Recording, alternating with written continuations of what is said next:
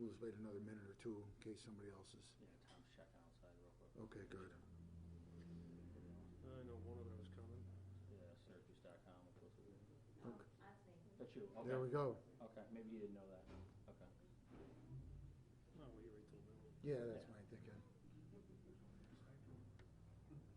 not sure what the staffing is.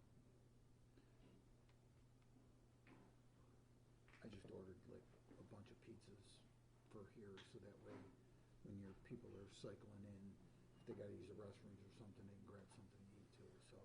Yeah, after this, we'll, Yeah, because they're gonna need to warm up and stuff. yeah, that's what, but Oh, I got like I'm eight here. pizzas coming, so just so it costs me. Nice to meet you. You're talking to Andy? Yeah. Okay, I thought Andy was coming, okay, good.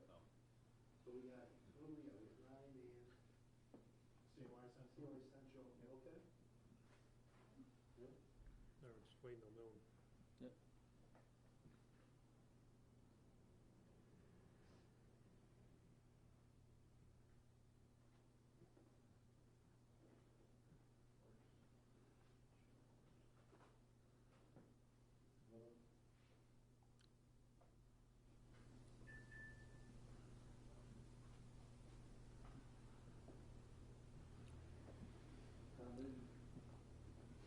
All set? Everyone all set? Good morning. I'm Michael Leffencheck, the police chief in the village of Baldwinsville, joined here this morning by Sheriff Toby Shelley, Under Sheriff Jeff Passanaugh from the Onondaga County Sheriff's Office. Earlier this morning, members of the Baldwinsville Police Department at 8:31 a.m. were dispatched to 6 Triangle Place regarding a status check. A woman called our police department asking us to check the status of her daughter and her estranged husband who reside at that address. Members of our department arrived to that home. The woman provided a set of keys to our officers, and we entered and searched that residence. Upon the search this morning, our officers discovered 2 individuals that were deceased inside the home. Those individuals are identified as Ava Wood, age 14, who's a 9th grade student at Durkee Junior High School in Baldwinsville, along with Christopher Wood, age 51, of 6 Triangle Place, her father. Both appear to be deceased from gunshot wounds. The gunshot wound to Mr. Wood appears to be self-inflicted. There were no other individuals inside the residence, and there's no further threat to the community at this time. Members of the Onondaga County Sheriff's Office responded and are in charge of the criminal investigation. Myself, Sheriff Shelley, and members of his leadership team and our school resource officers have met with Acting School Superintendent Joseph DeBarbery of the Baldwinsville School District. The Baldwinsville School District has crisis and counseling staff in place at this time, and they'll be in charge of that aspect of this tragic incident. At this time, I will turn this over to Sheriff Shelley for his comments regarding the criminal investigation. Sheriff. Thank you, Chief. The Sheriff's Office has picked up the criminal investigation, which includes our detectives, our Road Patrol Police Division, and our evidence technician unit. It's an open investigation, and we're currently working it. Is there any questions for myself or the Chief? Chief, does this appear to be a murder-suicide at the hands of the girl's father? As the sheriff said, this is still under investigation, but the gunshot to Mr. Wood does appear to be self-inflicted. So while obviously the medical examiner and Sheriff Shelley's criminal investigation unit need to complete their investigation, based upon the initial review of the scene, it would appear that that is a likely outcome of this investigation. And where inside the home were they found? They were found upstairs in separate bedrooms. An 11-year-old girl died this week in the city of Syracuse. Unfortunately, the city of Syracuse police have had to deal with the deaths of children in the past. It's far rarer in Baldwinsville for a 14-year-old to be the victim of violence. How do you even begin to speak to this community having to announce that a 14-year-old girl is dead? It's difficult, to say the least. It's not an easy scene for either one of us to witness, both the sheriff and I have been involved in law enforcement for a long time, and to have to walk through a scene such as that is not an easy thing for us to do. We both met personally with Joe DeBarbery, the acting superintendent. We know his team is in place and ready to move forward along with our school resource officers from both of our departments that are embedded in the Baldwinsville School District to provide as much support for our community as possible. This is a tragedy really that is unspeakable, and certainly when any of us woke up this morning, nothing we thought we would ever have to deal with. It's something that is going to impact this community for quite some time. There's no doubt about that at all. And when speaking with the mother of the child who alerted you to check on them, when was the last time they spoke or your mother spoke with her child?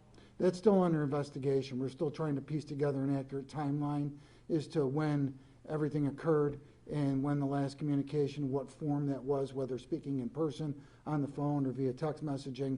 That's still under investigation. And as we speak here right now, members of the Criminal Investigation Division of the Sheriff's Office are interviewing family members and people that might provide some further information into this incident. Were the parents married?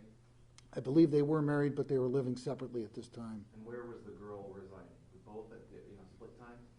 As far as I know, I believe she was living primarily here in the village at Six Triangle Place. With her father? Pardon me? With her father? I believe so, yes. What's the mother's possible state of mind after something so horrible? I don't think we need to describe that. I think everyone can figure out what that is.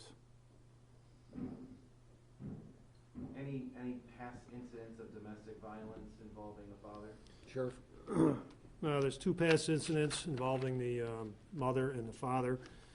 One was last March in 2022, and one was 2 days ago. They did involve violence. One was a stalking incident, and the other was an alleged aggravated harassment incident, and reports are written. Meaning the father accused of doing those toward the mother? Correct. Was the mother worried, prior to this incident, that the father had, underlying issues that something like this could happen? Not that we're aware of. Obviously, we're in the early stages of our investigation.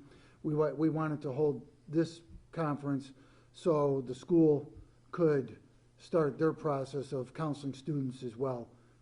This is going to be a dramatic impact on Durkee Junior High School and the entire school district.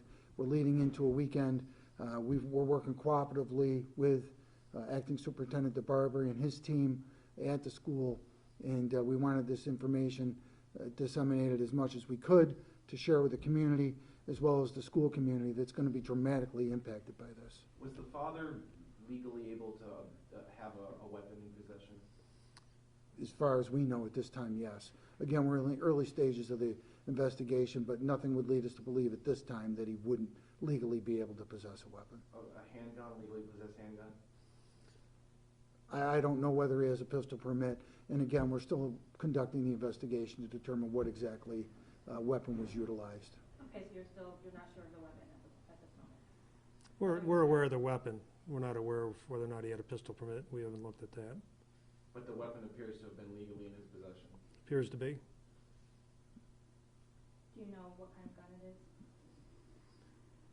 is? We do.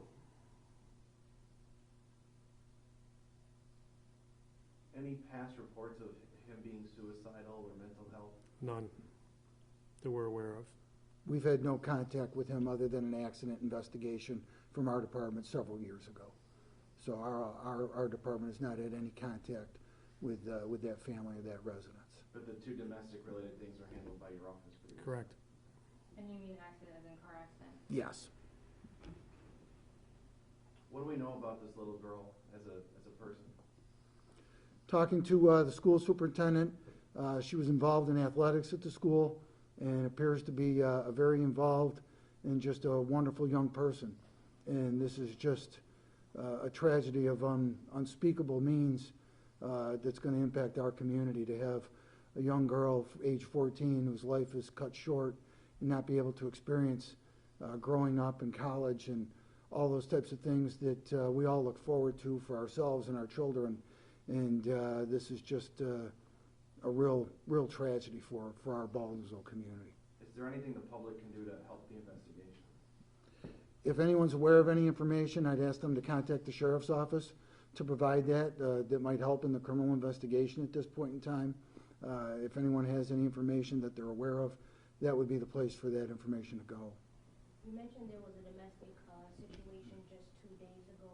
Was that pertaining to the stalking incident, or was that more so with the physical that you were talking about? It was an aggravated harassment where the mother was receiving texts.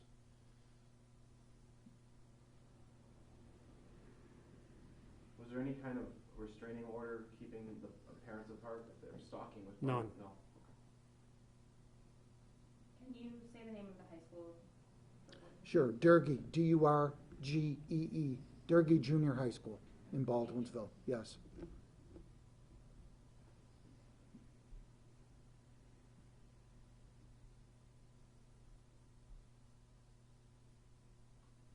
Anything further?